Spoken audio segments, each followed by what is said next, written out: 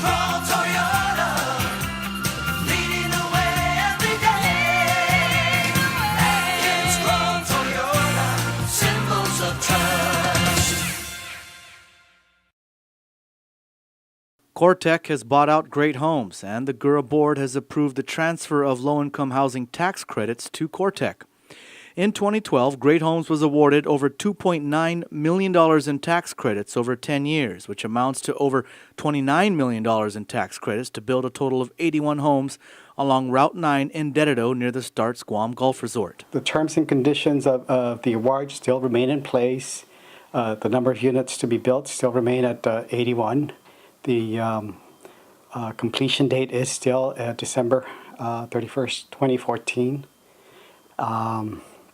And all the other terms in the awards remain in place as well. Last year, the Gura board approved a similar deal in which COREtech bought out Tower 70, which is the other company that was awarded tax credits to build affordable homes. Tower 70 was awarded over $2.8 million in tax credits, or over $28 million over 10 years. The awarding of these tax credits to both Great Homes and Tower 70 has not been without controversy. In fact, a company named Medallion and Carlos Camacho, who was the executive director of the Micronesia Community Development Corporation, both filed protests after the credits were awarded.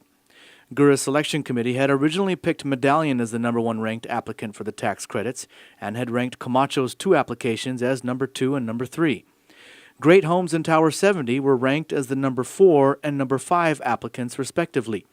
However, the board disqualified Medallion and the number 2 and 3 ranked applicants and instead gave the tax credits to Great Homes, which was owned by Catholic Social Services, Jones and Guerrero, and the CALVO Finance Corporation, and Tower 70, which was owned by Robert Solis and Keith Farrell. In March of 2012, then Gura Executive Director Marcel Camacho submitted his resignation, citing irregularities with the awarding of these tax credits. Camacho also said he alerted, quote, the proper authorities. Then in April of 2012, PNC reported that the FBI was looking into the matter, and Camacho's replacement, Ray Tapasnia, had been questioned by the FBI. Tapasnia was later fired by the Gura board and then replaced with the current executive director, Mike Duenas. The Gura board stated that Tapasnia's termination was unrelated to his handling of tax credits.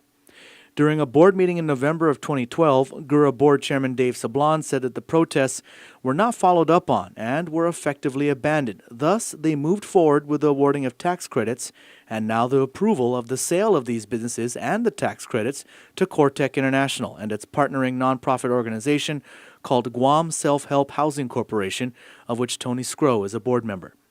The approval of the Great Homes sale did come with some conditions. For example, that a 30-year extended use period is observed. The extended use period basically says that they will have it rent the units to income-eligible families for a period of 30 years after the initial 15-year period. This means they'll have to lease out the units at affordable housing rates for a total of 45 years.